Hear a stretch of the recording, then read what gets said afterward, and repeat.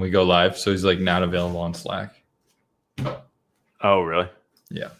Oh, he just commented Avatar. Oh, we'll wait for him to get situated. Bum, bum, bum, All bum, bum. right, I think YouTube's live. Cool. We'll wait till LinkedIn goes. We'll wait a couple minutes, and then we'll kind of come in with the sound. Hello, Avatar. I'm back. Toby's back. A few technical difficulties, no big deal. We are live on LinkedIn. All right.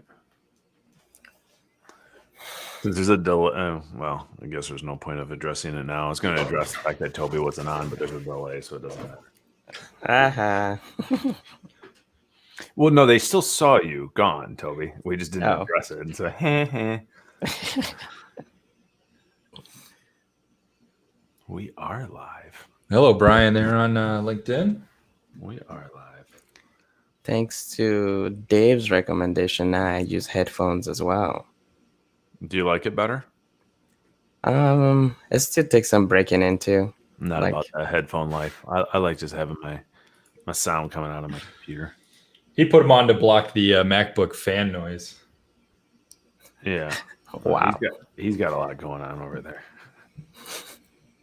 It's just all the times a lot going on.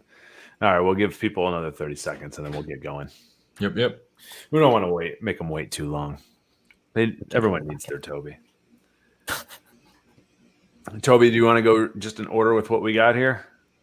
Oh, yes, we could. The run of show? Okay. Yeah, we could do that. We will do that. All right. You ready for the countdown? Dave seems ready. Let's do it.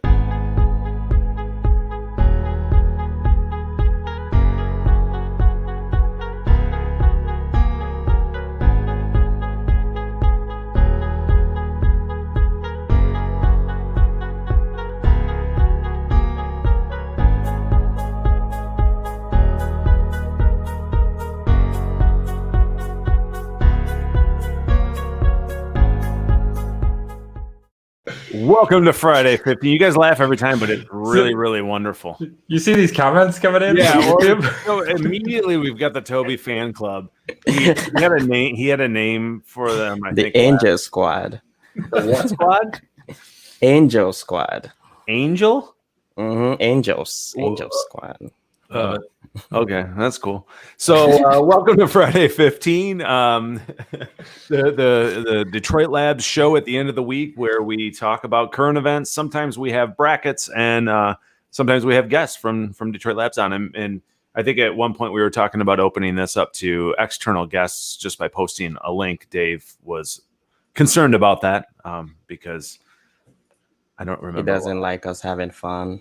He doesn't. Dave just jumped right into it. All right. Today we're going to be talking about. No, that's okay. You move me along. It's fine. So don't forget to go to our social channels, like us, subscribe. Just that way, you know, when we're putting out some more content here.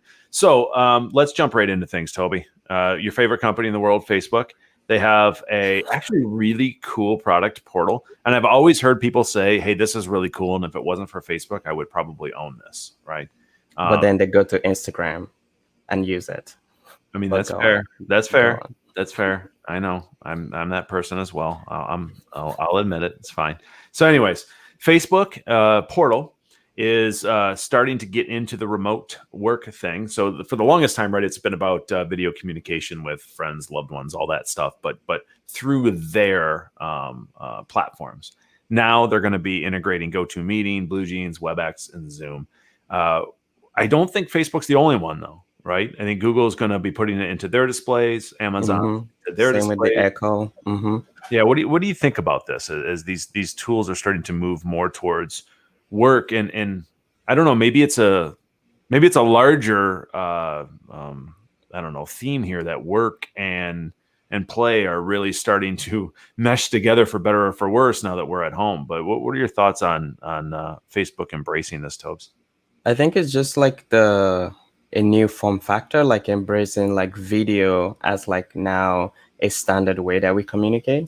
I feel like it's kind of, I don't know if it's going to be that big, but like when we switched to like iPhones and using a lot of apps and apps and apps. And I just feel like this way with like a lot of houses having like interfaces like the Echo, like the Facebook portal, and just this, even I think Zoom has their own as well, where you could just like video interface, and maybe just who knows how long this situation we're in goes. Video might just be like calling now, and we just jump on video a lot and just say like, oh, call mom, and it's video call by default. So curious to see if that is the future. It's looking like it right now. Well, I think it is for some households though, right? Like we're on FaceTime, like I mean, quite a bit. Like we have a 5-year-old that is constantly talking to people on FaceTime, and during quarantine, FaceTime was a real help connecting with people. It's far better than phone, and I don't think I saw that coming into my life until kids. But now I don't see how you could not use it.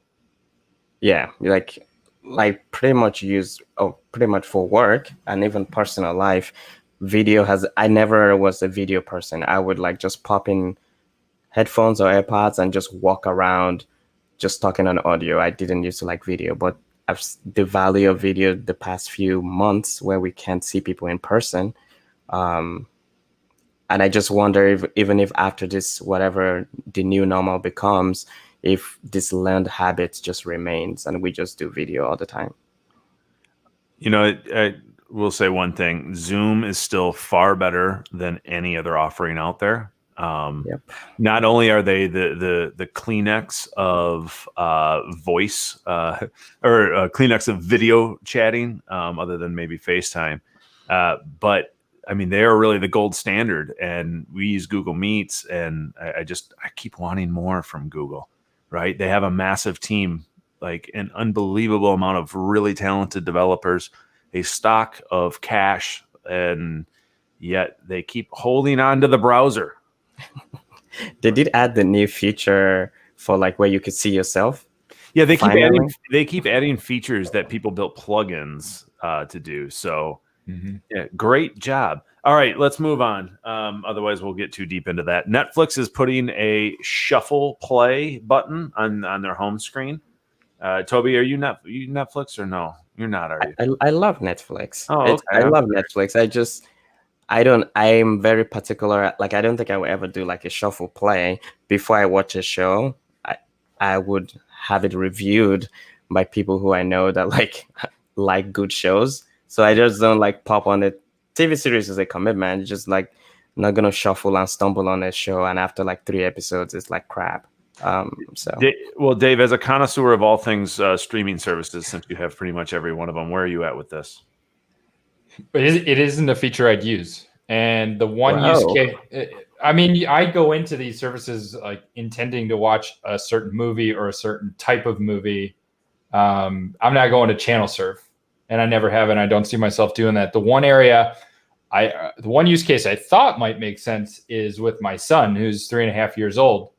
But if I just let YouTube cycle through some videos, it's pretty much by the second or third one that he'll come running out crying saying, I want this specific thing. Like, he's very specific too. Nobody in the household here watches. Shuffle plays doesn't align with how we watch. Well, I think the shuffle is interesting because I feel like it works in music because you're talking about short durations. I have a hard time believing that it works for video because you have to be really invested in spending the time to go through. But anyways, Netflix is putting it out there. I think maybe the good thing is they're trying something new and people are talking about it, and we're talking about it on a live stream. So maybe at the end of the day they won. All right, grocery in e-com. Just in general, I don't think we're going to go through every single one of these.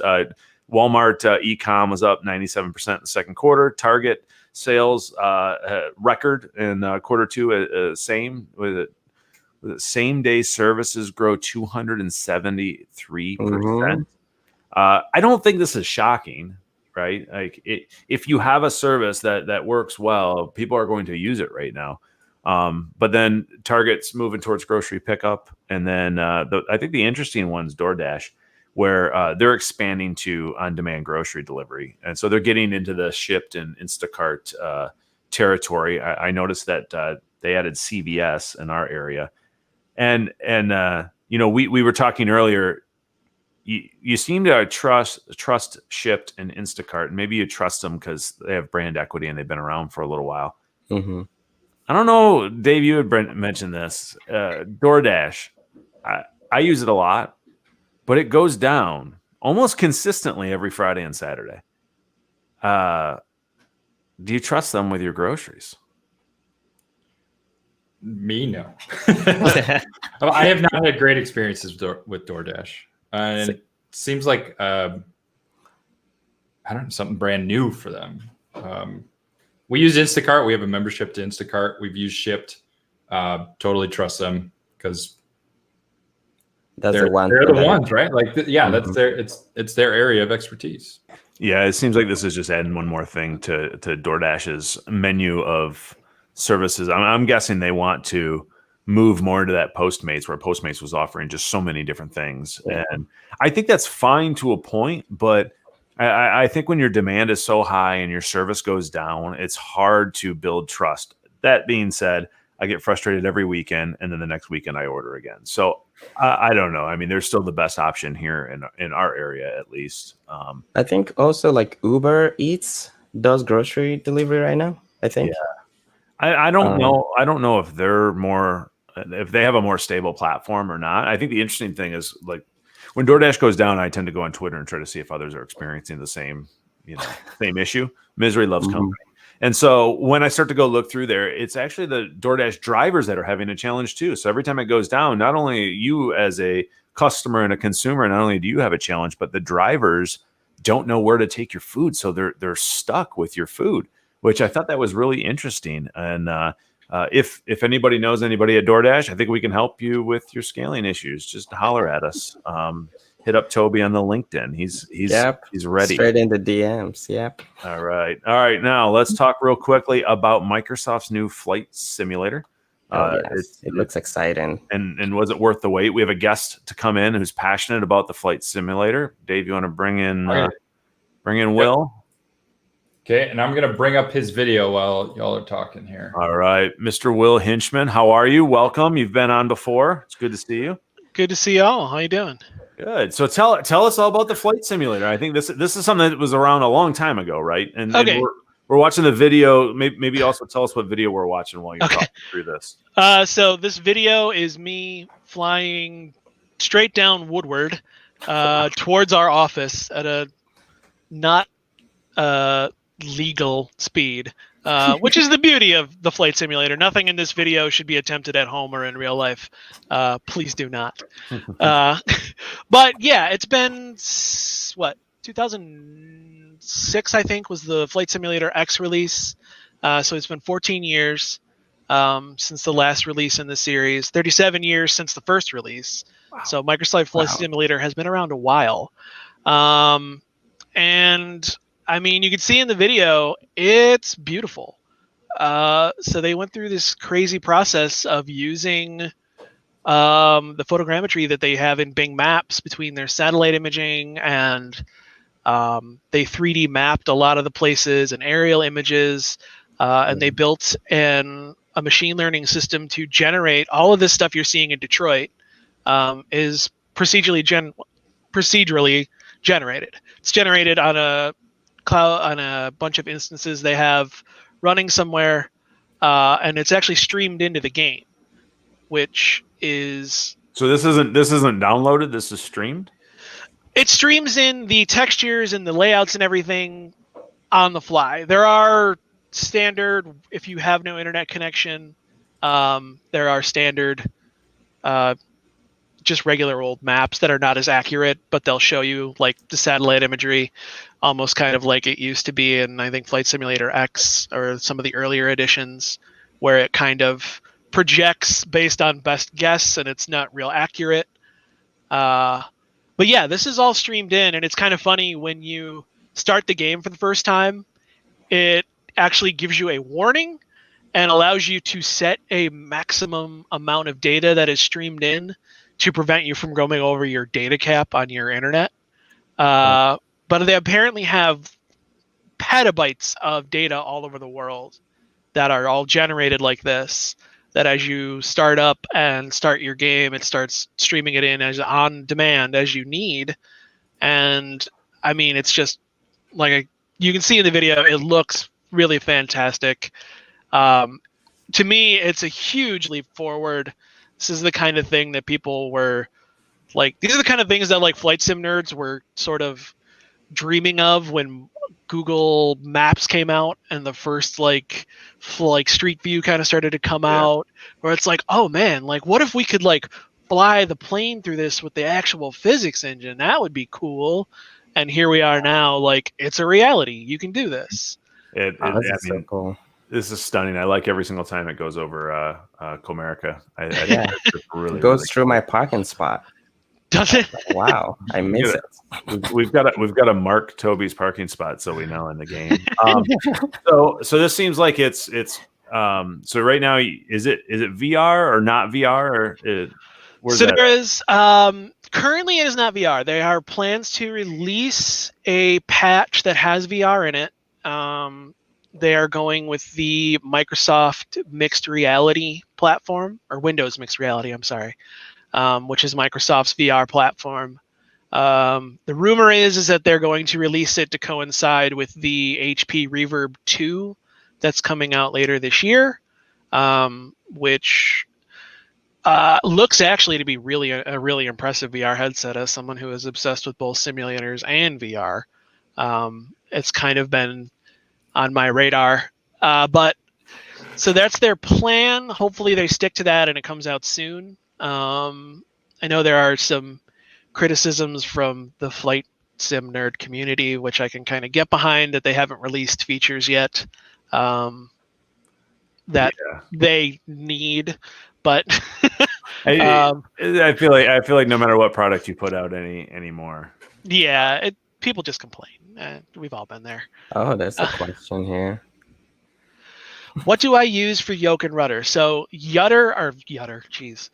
You can find them. So for rudder, I have a set of Cytec ProFlight rudder pedals that I've had for quite a while. Wow. And I have just switched my yoke and throttle to a hands-on throttle and stick setup, the Thrustmaster T16000M set. This is just to give you an instance of how much I actually use flight sims. I had a older Cytec X52 setup that I used so much I wore out the throttle and had to buy a new set. So that is my current setup.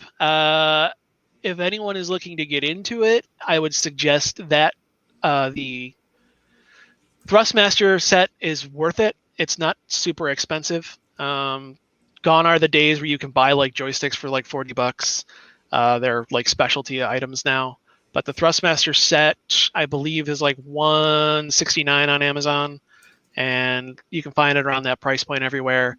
If you want a more realistic setup, I'm waiting on mine to eventually arrive. But there's a company called Honeycomb. They make a actual yoke, and I believe a throttle project that's coming out later this year. They're back ordered, but it's a successor to the original Cytec when Flight Simulator X came out. The Cytec yoke setup that existed, that was sort of the what's the word? Was your like number one pick. It's what they would use in flight schools even, because there was nothing better to buy. So a bunch of the engineers from that, when Cytec unfortunately closed a couple years ago when they got bought by Logitech, they started their own company to specifically making a singular flight simulator yoke. And I'll stop talking about it because I could go on for like hours. That's awesome. I'm nodding along as if I know anything that you're talking about right now.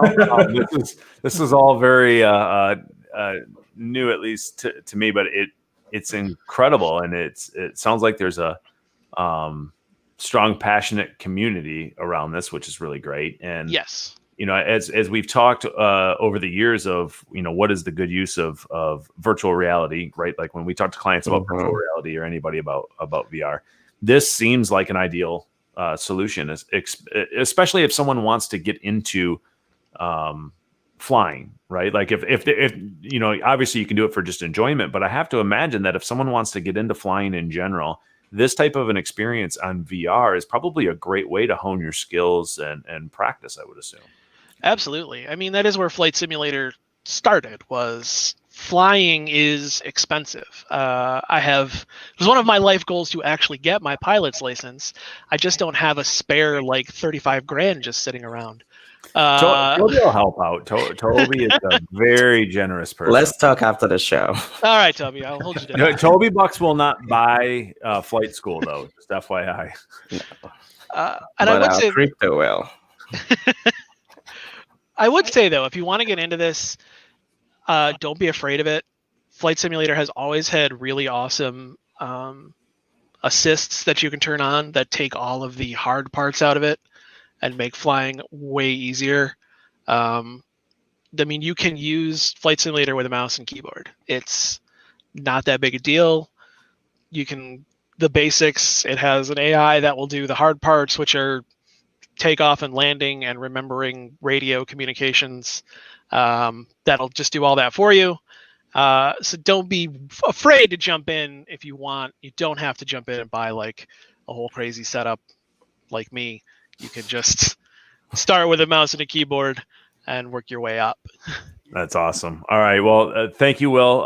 Flight Simulator looks amazing. It's not something I should get because I probably buy all those things immediately and go overboard, use it once, and then throw it in a cabinet over here, which is essentially what my office is. All right. Thanks, Will. Yep. Dan, I just want to say I was impressed when you said Flight Simulator seems like the future. I was like, nice pun. Unintentional, but great. It was completely unintentional. All right, moving along. Flight Simulator looks amazing. I could probably watch the Detroit flyover video a million times. All right, a couple quick ones. We'll wrap this up here. Nintendo eShop up to 50% off right now. Nothing really big to talk about that, but if you are a lucky person that has a Nintendo Switch or can find one, now your games are a little cheaper. Luigi's Mansion 3 is $42. I have to say, it's a fun game. If you have kids, it's a great platform to play on. They should be paying you. That was a great ad. Right? It was a nice little promo. I like playing Super Smash Brothers and Marvel Ultimate Alliance with my 5-year-old, and right, he just smashes buttons, but he enjoys it. And so it's a good Smash Bros. Yeah, Kirby. Anyways, all right. This one's pretty cool, and this is probably the last one. We'll do two things here.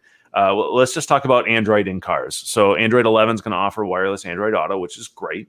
CarPlay's had that for a little while now.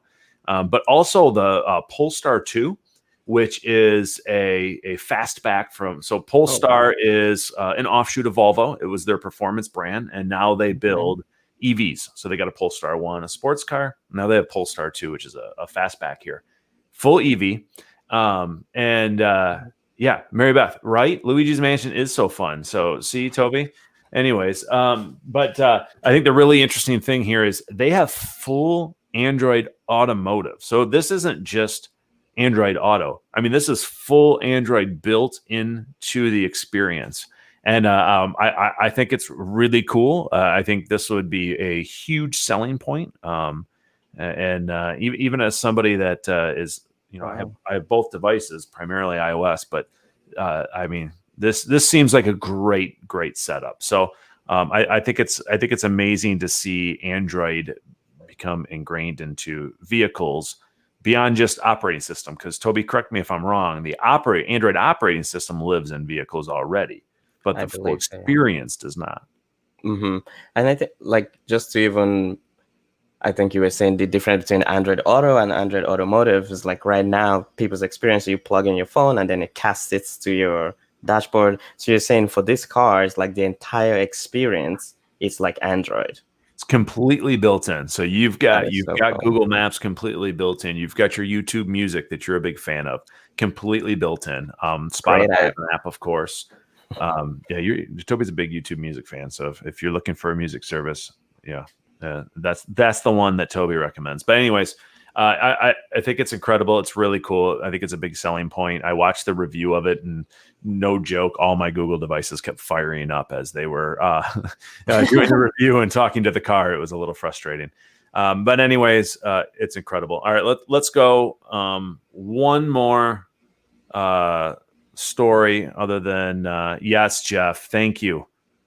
Glad to see automakers making EVs that look good as cars, not weirdly shaped, eco-shaped cars. Two shapes in there, but I very much agree with you there. The Polestar is stunning.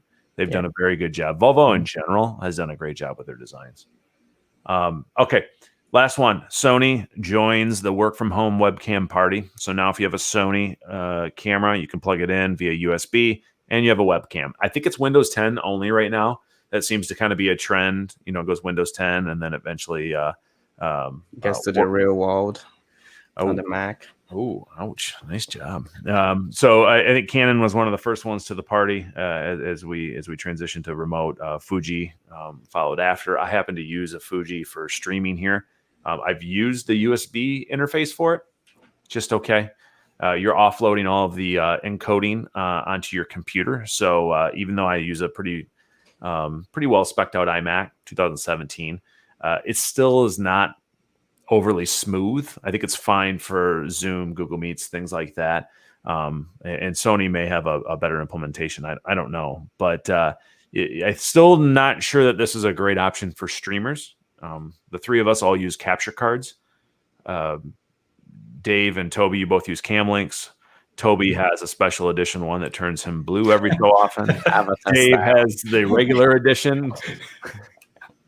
Toby has the Avatar James Cameron limited series. Is this functionality that they're rolling out with a firmware update, or is this only for new cameras? Oh, really? It's a firmware update. So actually, I'm sorry, no, it's not even a firmware. I'm pretty sure it's just desktop software.